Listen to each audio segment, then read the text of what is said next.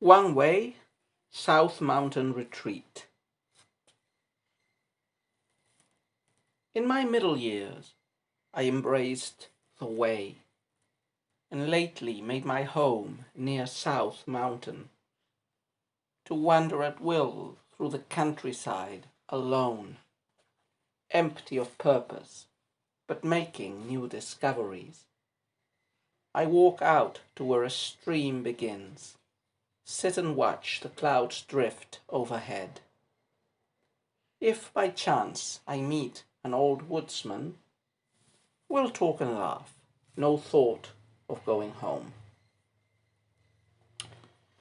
So this is the ninth and last of Wang Wei's pentasyllabic regulated poems. Remember, he is quite well represented in this section of the book, only one poem less than Du Fu.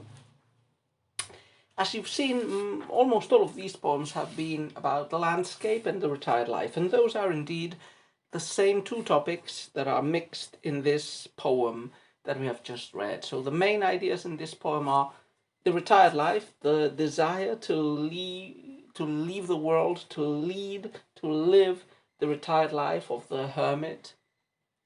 And on the other hand, there's a description of nature, so it's a landscape poem up to a point, describing the sights that can be seen by those who do lead that retired life, which is always the wish, attainable or unattainable, of scholar officials.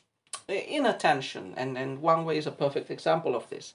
As we've talked about earlier on, he hopped from one to another position in the government, in the imperial government, and he most of his life he stayed in mid-level posts, but in the end he reached some quite high positions.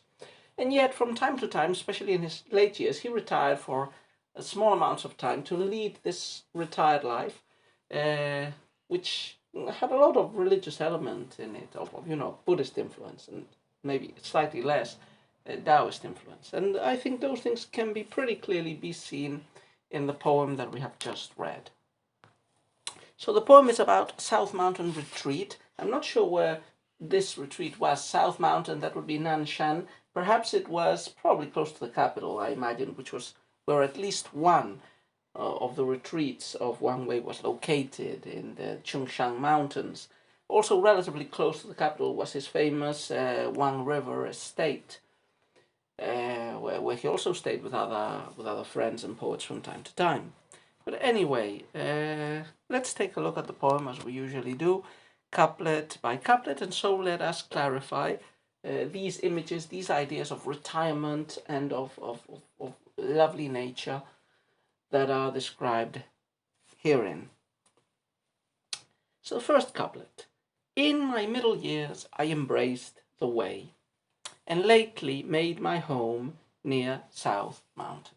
So the first couplet, as is very typical in these poems, establishes the background. We already know from the title that the poem is going to talk about this South Mountain retreat that Wang Wei has and where he spends time. But in this first couplet, he tells us, he gives us a bigger background going further back. And so he says, in his middle years, he embraced the way. The way, Dao, in Chinese, is always, a path, but it's most commonly a religious path. And the way that Wang Wei adopted was probably Chan Buddhism, which his mother had been very devoted to, and which he himself was quite devoted to, especially in his late years of life. So yeah, from his middle years onward. So since then he started to, he's tried to live the Buddhist life, renouncing the world and its distractions and poisons. And shortly before writing this poem, it seems, lately, so it's a relatively subjective time frame, but not far in the past, he has built a home in South Mountain, which is a place probably where he goes for Buddhist meditation and for temporarily at least abandoning the world. So what does Wang Wei do there? The two central couplets, which are the parallelistic ones, are going to describe the sights in that retired place surrounding his mountain retreat. So the first couplet, what does he do there? To wander at will through the countryside alone, empty of purpose, but making new discoveries. So that's basically what he does. So he wanders through the wilderness, through the wilds, through the countryside. There is this religious conceit, which is, nature, especially the mountains, uninhabited wild nature, are a form of, a book of nature, we would say, where the theological truths are explained through that natural landscape, and they can be experienced not by intellectual grasp, but by embedding oneself in the natural surroundings and abandoning the corrupting world of civilization. So, this is a topic that is dear to the Taoist tradition, and it would become dear also for part of the Buddhist tradition. And it remotely connects with the romantic view of some of the post-Enlightenment thinkers in Europe. Think of Rousseau and the idealization of the state of nature, and the rejection in Blake and in some of the romantics of modernity, of civilization, of industry, of smoke. So there's an element of that here. Like the countryside is the place where one can roam and clean oneself of the dust of the world, of ambition, of reason, of false knowledge. Empty of purpose but making new discoveries. Remember, emptiness is a very key concept that appears a lot in Wang Wei's poetry and in Buddhist thought. Emptiness, probably Wu in the original Chinese, but in this context, it's a word with clear Buddhist intention, probably coming from the translation of the Sanskrit shunyata, which means the void, the emptiness, which in Buddhism is a positive thing. So empty of purpose means you have renounced all those petty ambitions of the self, that subjectivity that imposes itself on reality with its wishes or its interpretations, not only the individual subjectivity, but the common subjectivity of a culture, of a civilization. So here in the countryside, without any people, all alone, wandering through the nature, one is able to extricate oneself of the nets of the world and is able to achieve enlightenment and to perhaps see reality as it really is. Yeah, making new discoveries. These new discoveries could be, new things that he sees in the landscape, but more probably are, the enlightenment that comes from living this sort of life. Third couplet. The second couplet introduces us to what Wang Wei is doing in the mountain retreat, but it's very generic. It's not very specific. The third couplet is going to be a little bit more descriptive, and it's more landscapey of the whole poem. I walk out to where a stream begins, sit and watch the clouds drift overhead. So this is what he's doing. He's walking around, he's following the course of rivulets until their beginning, and he looks at the heavens and sees the clouds floating by. Now we can interpret this couplet, I believe, in two ways. You can interpret it literally. These are things that he might be doing at the mountain retreat. But you can also interpret both the images symbolically. So I walk out to where a stream begins. This, this echoes a lot a story we've had occasion to talk about, Tao Chien's Peach Blossom Spring. That was a story written in the period of disunion. It was a fictional story written by Tao Chien, the first of the great poets, of the great scholar officials who make poetry on living the retired life.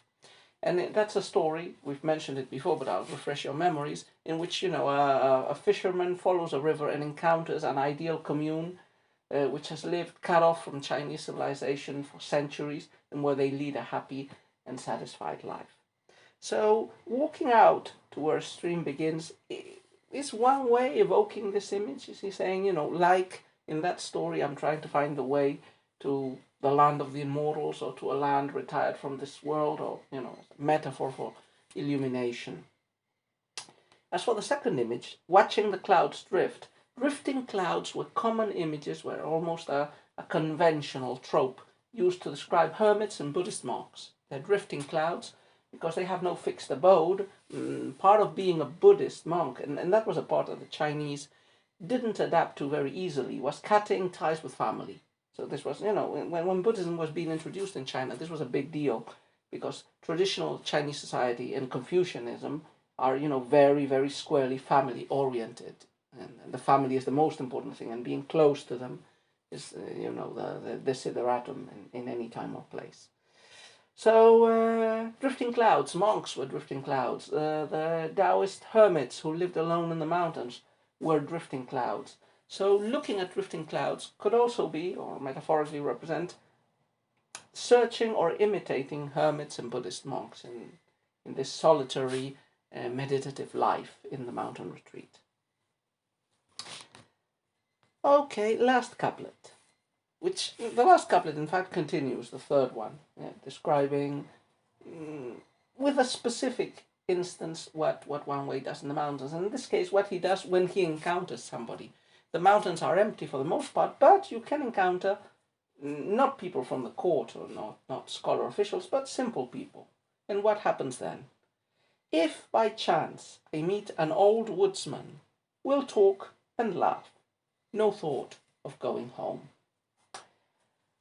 So the person he might meet near his mountain retreat is, an uncultured and uncivilized person, a worker, a peasant, or a woodcutter, people from the lower classes, not scholar officials like Wang Wei.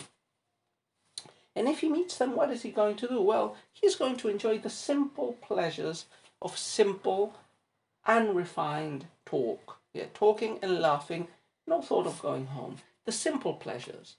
Now, in the Taoist and in the Buddhist tradition, there is this idealization of the simple people because of what we have mentioned earlier. Both Taoism and some varieties of Buddhism, including Chan Buddhism, are very skeptic of intellectuals, of intellectual thought, of reason, of rational thought processes. They believe those things are impairments towards illumination, and they have to be avoided. So the heroes, for example, in a lot of Taoist legends and stories are people from the working classes, so woodwrights, or peasants, or fishermen. They're the ideals. They're the people who, because they don't know, because they haven't been corrupted by worldly knowledge and worldly values which are false, because those people are still in contact with nature, they still have the closest link to the primordial truth. And, an echo of this is presented here. So Wang Wei does not wish or does not find a scholar official or even a monk looking for him. No, he might find an old woodsman, and he would have, a light conversation, not about philosophy or any transcendent topics, but probably, about trivialities. And they would enjoy themselves with this simple conversation and forget about, going home. Remember, one key idea in Chan Buddhism is that illumination can be reached through doing the most colloquial and everyday activities. So part of the activities that Buddhist monks of the Chan sect do in their temples, are, everyday activities, raking the garden, cleaning the toilets. One can achieve enlightenment with the simplest and basest of activities. And imagine there's an element of that here. So quite a nice poem by Wang Wei to finish his contributions in this section.